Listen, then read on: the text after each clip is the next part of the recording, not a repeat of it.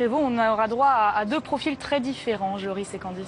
Exactement, Virginie, entre cette ultra expérimentée équipe suédoise qui a participé, c'est bien simple, à toutes les éditions de cette Coupe du Monde jusqu'ici. C'est la 8e édition, la 8e participation de cette Suédoise. Et en face, Candice, il y a les novices, les ultra inexpérimentées chiliennes qui vont tout simplement découvrir cette compétition. La Roja, comme on dit là-bas, et avec une Christiane Handler qu'on connaît bien puisqu'elle joue au Paris Saint-Germain et c'est la capitaine de cette sélection chilienne.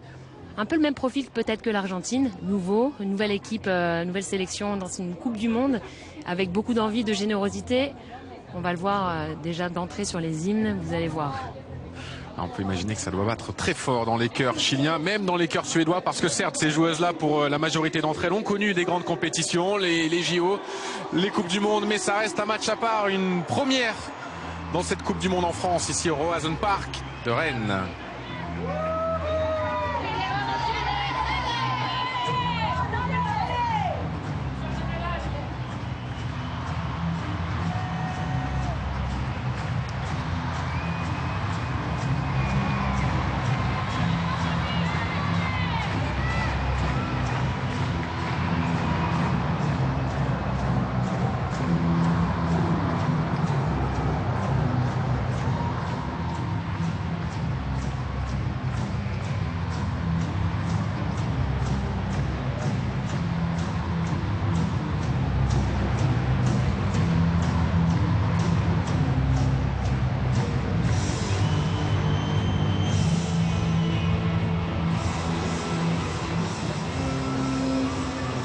Le soleil breton pour accueillir ces deux équipes, des supporters des deux côtés et les hymnes.